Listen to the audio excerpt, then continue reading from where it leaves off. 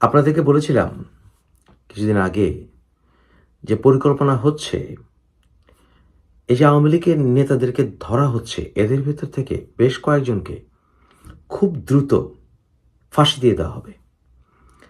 এটা মূল কারণ হচ্ছে যুদ্ধাপরাধীদের ফাঁসি দেওয়ার প্রতিশোধ। এর ভিতরে একেবারে টপ লিস্টে যারা থাকবেন তারা হচ্ছেন অ্যাডভোকেট কামরুল, আনিসুল হক, পলক এবং অন্যান্য। পলককে মূলত সেই ইন্টারনেট বন্ধ করে হত্যা চালানো হয়েছে ইত্যাদি বিভিন্ন কারণ, এবং আরও কয়েকজনের নাম থাকবে যারা একেবারে ফাঁসির দ্বার প্রান্তে।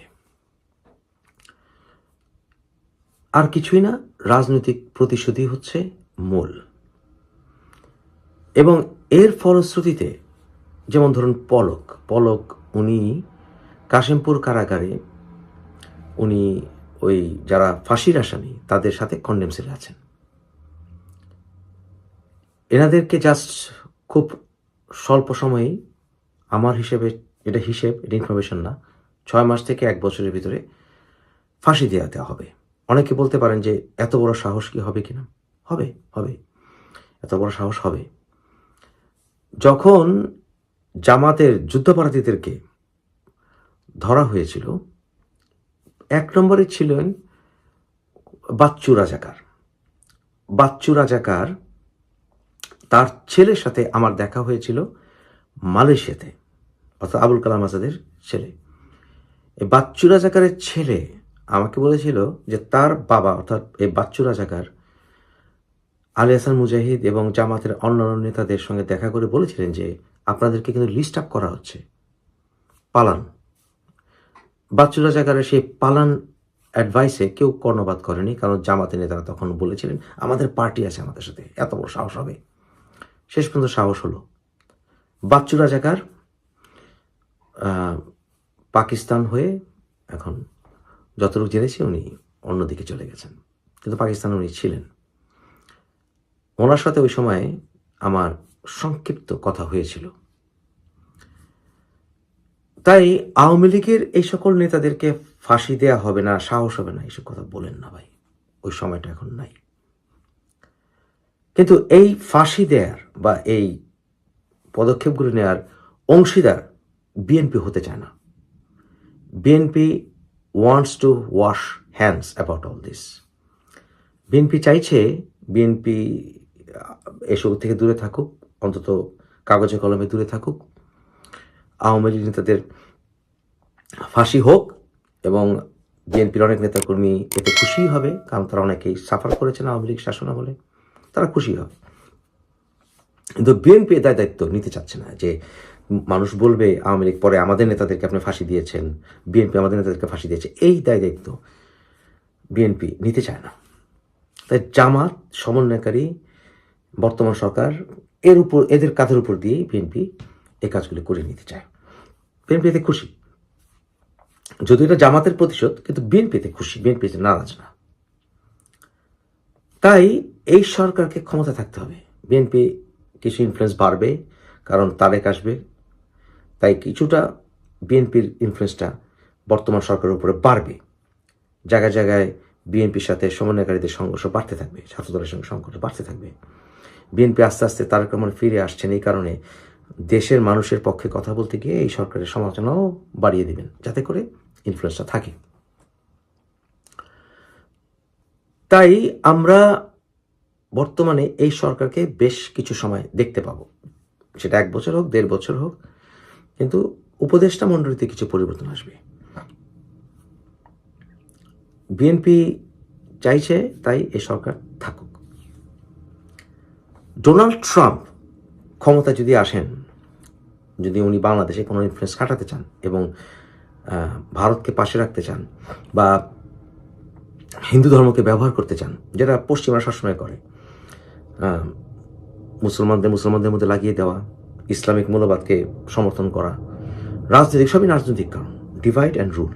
এবং সেই কারণে যদি এখন এই হিন্দু মুসলিম দাঙ্গাকে, হিন্দু মুসলিম সম্পর্ককে কেন্দ্রীভূত করে যদি ডোনাল্ড ট্রাম্প কিছু করতে চান, তাহলে সেই ক্ষেত্রে ইসকনের একটি ভূমিকা থাকতে পারত, কারণ তুলসী গাবার্ড ইসকনের ভক্ত। এবং ভারতে আপনি সারা বিশ্বের কথা বাদ দেন, বিশেষ করে পশ্চিমা দেশগুলিতে তো এটা অনেক আগে থেকেই রাজনৈতিক মোর্চা হিসেবে কাজ করছে, খুব খুব মাইল্ডলি। কারণ প্রভুপদ তাদের সমস্ত ইতিহাস যদি জানেন, সেই বাহামা, তারপরে জর্জ হ্যারিসন বিটলসের, আবার বাংলাদেশে 1971 সালে জর্জ হ্যারিসনকে সাথে নিয়ে রবিশঙ্করের সেই অনুষ্ঠান। ইসকন রাজনৈতিকভাবে একেবারে অকার্যকর, এটা আপনি বলতে পারেন না, বা ইনভলভমেন্ট বলতে পারেন না। রিসেন্টলি মোদী সরকার আমলেও রাম রাজ্য ও বিভিন্ন ইস্যুতে ইসকনের কিন্তু অ্যাক্টিভ এবং প্যাসিভ রোল ছিল। তাই বাংলাদেশে ইসকনকে ভিত্তি করে ডোনাল্ড ট্রাম্প যদি কোনো পরিকল্পনা করেন, সেটাকে রুখে দেওয়ার জন্য ইসকনকে টোটালি নিষ্ক্রিয় করে দিতে হবে, এবং তাই করা হচ্ছে। তাহলে বিএনপি এবং জামাতের একটা আপার হ্যান্ড থাকবে, তাদের যে শক্তি এটাকে আর কাজে লাগিয়ে ডোনাল্ড ট্রাম্প গভর্নমেন্ট কিছু করতে পারবে না। এবং সেই কারণে থ্রেট দেওয়া হচ্ছে যে বেশি বাড়াবাড়ি করলে আবার সেই কথা যে 7 সিস্টার্স আমরা গণ্ডগোল শুরু করে দেব ইত্যাদি। এবং ইন্ডিয়া চায়ও না এই গণ্ডগোল বাড়ুক। ইন্ডিয়া এমনিই ঝামেলায় আছে ওই সকল অঞ্চলগুলিতে, মণিপুর ইত্যাদি।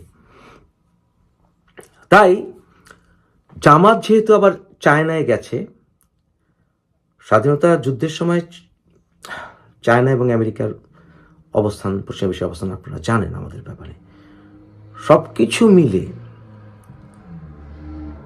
এই সিচুয়েশনের কোনো পরিবর্তন, ম্যাসিভ পরিবর্তন ডোনাল্ড ট্রাম্প আসলে হবে না। বরঞ্চ বিএনপি যেটা করবে, পশ্চিমা দেশগুলো যেভাবে হোক সরাসরি জামাতকে দিয়ে দেশ চালাবে, ধর্মীয় উগ্ররা অ্যাডমিনিস্ট্রেটিভলি বাংলাদেশের মতো 17 কোটি দেশ, এটা আফগানিস্তানের যে তোরা বড় মাউন্টেন আছে, যুদ্ধ করে কন্ট্রোল করবে তা না। তাই এটা চাইবে না। তাই বিএনপি সেই সুযোগটা নেবে, কারণ বিএনপির রেকর্ড আছে আমেরিকার সাথে কাজ করা, যেমন কার্টার অ্যাডমিনিস্ট্রেশন, রেগান অ্যাডমিনিস্ট্রেশন। তাই বিএনপি সেখানে প্রেফার্ড হবে। তবে জামাত কি চাইবে? জামাত চাইবে জিয়াউল হকের সময় যা করেছিল তাই অ্যাডমিনিস্ট্রেশনগুলো কন্ট্রোল করতে। হ্যাঁ, পাকিস্তানের জিয়াউল হকের টাইমে 70 দশকের শেষে ঠিক একইভাবে জামাত বিভিন্ন অ্যাডমিনিস্ট্রেশন কন্ট্রোল করে 2-1 এমপি পদ নিয়ে তারা খুশি ছিল। বাংলাদেশেও তারা তাই চাবে, এবং বিএনপি তাদেরকে এই আশ্বাসটা দিয়েছে। এই পরিকল্পনাটা ভাই নতুন না। সেলিম মিয়া নামটি নিশ্চয়ই শুনেছেন, আপনার মহল্লায় কোনো সেলিম ভাই আছে? কত সেলিম? এই সেলিম ভাইকে, এই সেলিম মিয়া হচ্ছে আসিফ নজরুলের নিকনেম বা ডাকনাম। আসিফ নজরুল ওয়েস্টল্যান্ড স্কুল থেকে 1980 সালে ম্যাট্রিক পাশ করেন।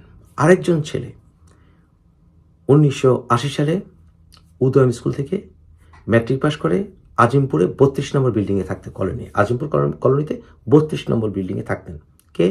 ওই একই ইয়ারে ম্যাট্রিক পাশ করে জেনারেল ওয়াকার। তাই তাদের ভিতরে কমন ফ্রেন্ডস অনেক। এ সকল পরিকল্পনার গন্ধ পাওয়া যাচ্ছে। ওয়াকার আওয়ামী লীগের পক্ষে কোনো কাজ করবে না। অনেকে মনে করতে পারে ওয়াকার আওয়ামী লীগের পক্ষে কাজ করবে। It's not true. ওয়াকার আওয়ামী লীগের পক্ষে কোনো কাজ করবে না। ওয়াকার ওই সমন্বয়কারী বলেন, বিএনপি জামাত বলেন, এই দিকেই থাকবে। আর আর্মিতে প্রচুর হিজবুত তাহরির ঢুকে গেছে আনফর্চুনেটলি। তাই আগামী কিছু সময় আপনারা কি দেখতে যাচ্ছেন নিশ্চয়ই বুঝতে পারছেন। আর আওয়ামী লীগ অনেক ভুল করেছে, শেখ হাসিনা প্রচুর ভুল করেছেন। বাংলাদেশের মানুষ এখনও, যদিও সমন্বয়কারীদের উপরে খেপেছে অনেকটাই, আওয়ামী লীগকে আবার গ্রহণ করার জন্য প্রস্তুত না বাংলাদেশের সাধারণ জনগণ।